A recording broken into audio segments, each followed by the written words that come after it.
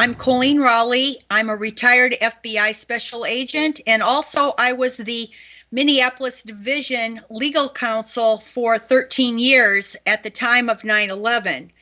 And because I knew of our agents' efforts to get a search warrant for one of the terrorist suspects, who later ended up to be connected to the other 19 hijackers, I wrote a memo in May of 2002 about these failures to properly investigate that could have prevented 9/11, because there was pretty much a massive cover-up about all of these failures after the attacks took place, including from the highest levels of the director. I was interviewed earlier by the Joint Intelligence Committee of Congress, and also I testified to the Senate Judiciary Committee. And the thing is, there was a terrorist suspect who was in flight school in Minnesota. There were two whistleblower flight instructors who had called our office, and the agents had then desperately sought a warrant to search his belongings. They had pages and pages of factual probable cause to justify that search. But headquarters did not allow the information to be shared even with the Department of Justice.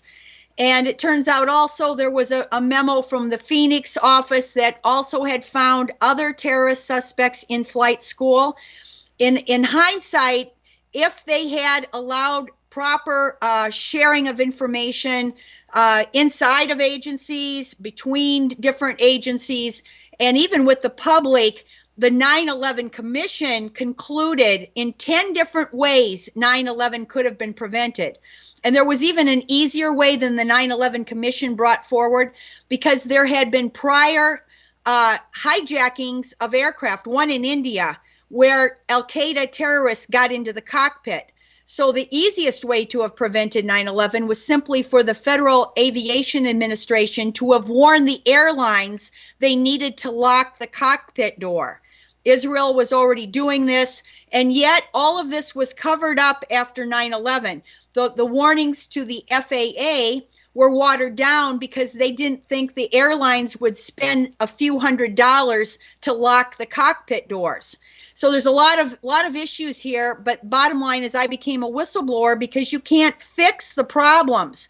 The information was not shared properly. You know what? Many of the officials after 9/11 claimed that they didn't even read the memos that were addressed to them.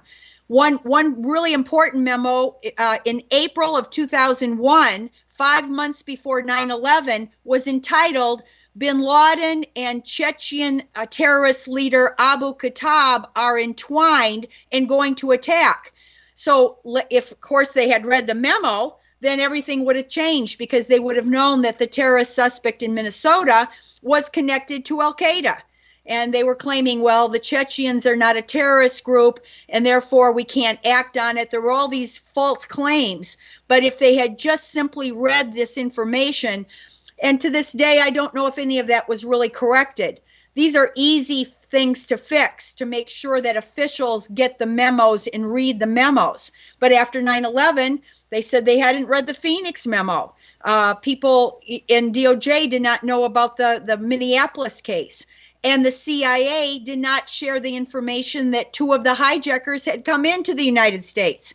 So the good thing was my memo led to a 2-year-long Inspector General investigation. I also testified to the Inspector General staff. And that actually did find some of these failures. However, there still has been a cover-up to this day. The 9/11 victims are still trying to get information from the FBI that's been covered up. After 20 years, they have still not even allowed the victims of the American victims to know the truth.